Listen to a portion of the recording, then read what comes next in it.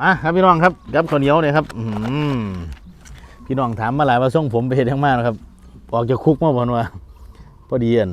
FC มันมาคอมเมนต์พอดีก็เลยตัดทรงผมช่วงนี้ประชดแล้วเห็นแล้วย่านครับพี่น้องเลย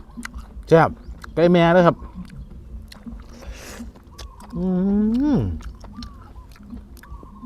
ผมมามันหนูมันแล้วไก่มันครับ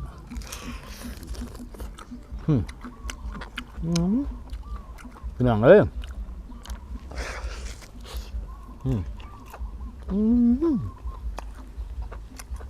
ที่เด็ด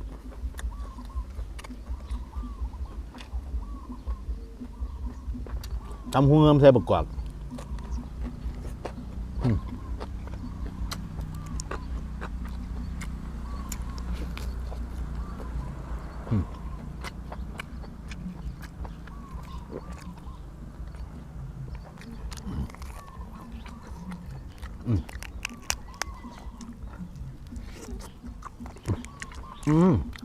ครับ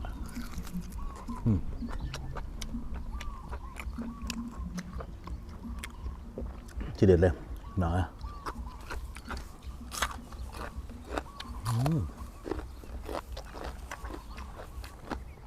แซ่บครับ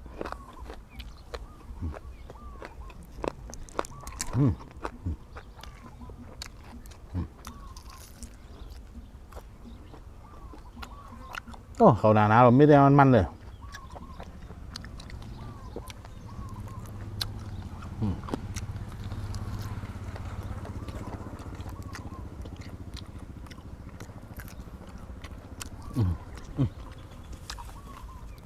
ไก่กับมัน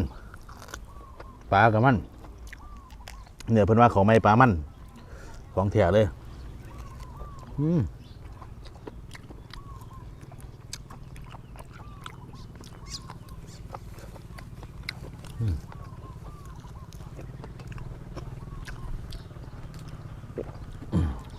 โอ้ขัดพี่น้องเลยมื้อนี้ออกไปบ่ทันเลิกงานค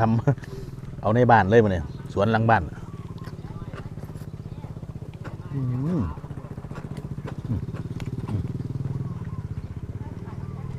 กลับไปมองมันหนาวเด็กน้อยกินไว้เพิ่นว่า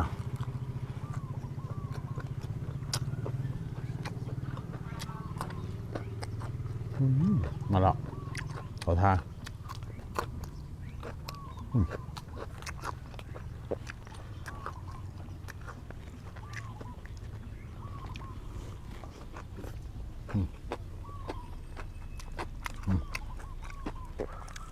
สินนะจำเจียวกับเสียบด้วยผมมีบอกให้ได้พี่น้องเจียวประกอบเขาอันนี้หอดย่ามมาเสียเลยประกอบก็เริ่มเจีย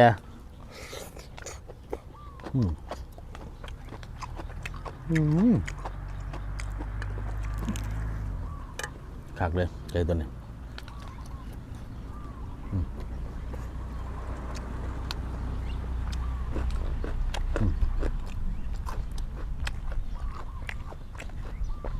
ร่วมหนาวมาแล้วดูแลสุขภาพเจ้าของเพื่อนพี่น้องเป็นไข่เป็นไอได้ช่วงเนี้ย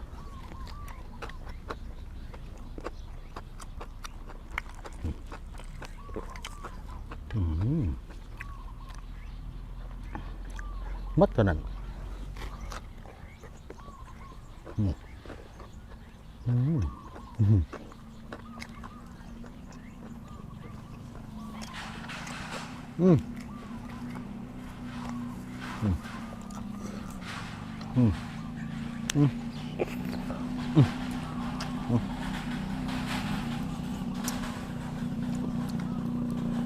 เครื่องบดกระเปื่อยได้ไหมพี่น้องเอ้ย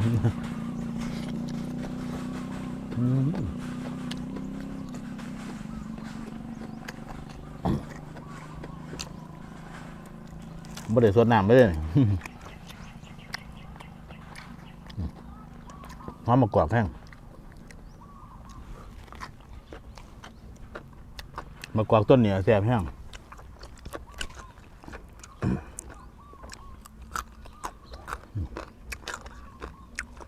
มันกรอบก็มีต้นแสบต้นบ่แสบไปพี่น้อง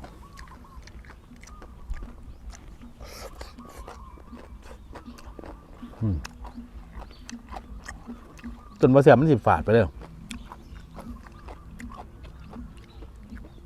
ต้นแสบมันจะสมหอม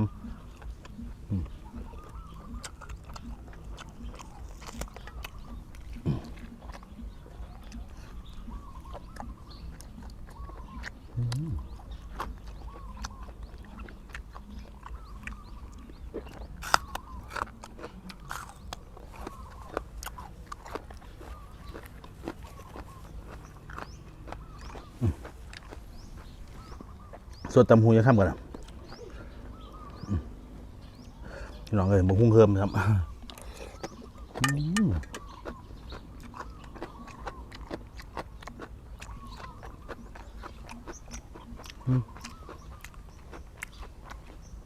แค่น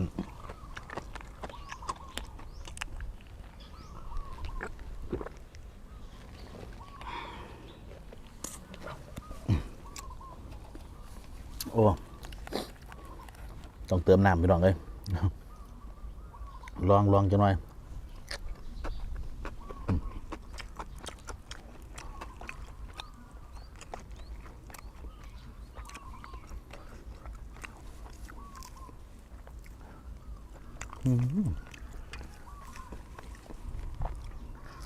เนื้อเน้นๆเลย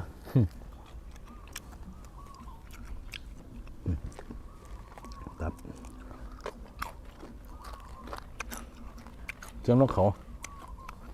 ขัน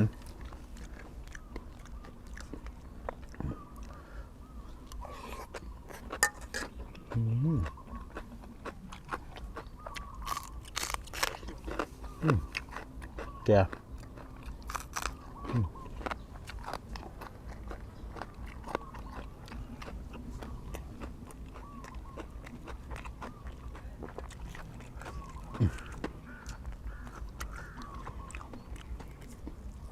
โอ้ครับย่างได้ดีแฮงสาวยโสมคนย่างถา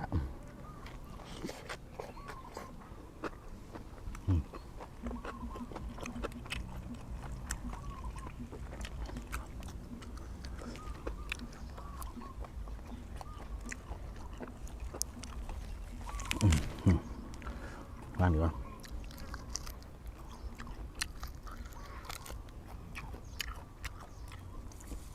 มันเป็นเอียงที่สุดยอดเลยไก่บ้าน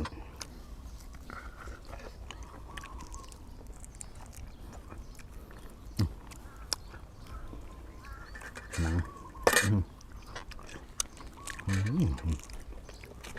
มันแซ่บไปหมดนึง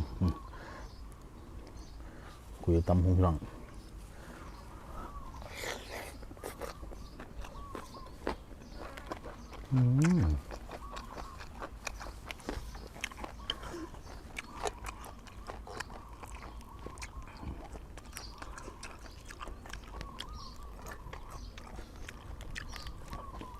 มั่นครับโอ้โห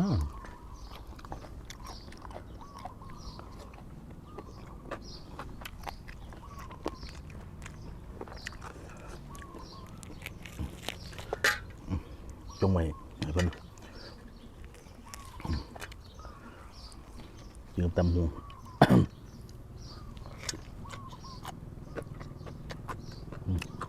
ใจเลยครับ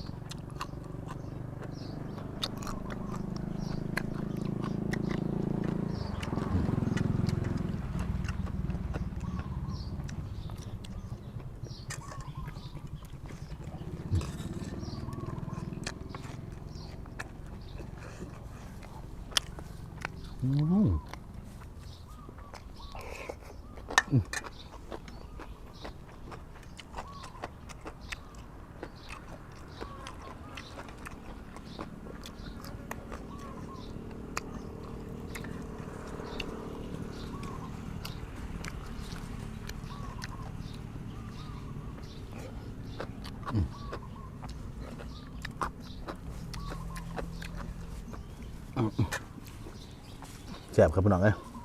หมองหนาว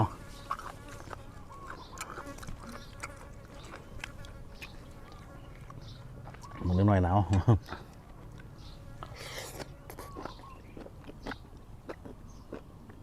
เ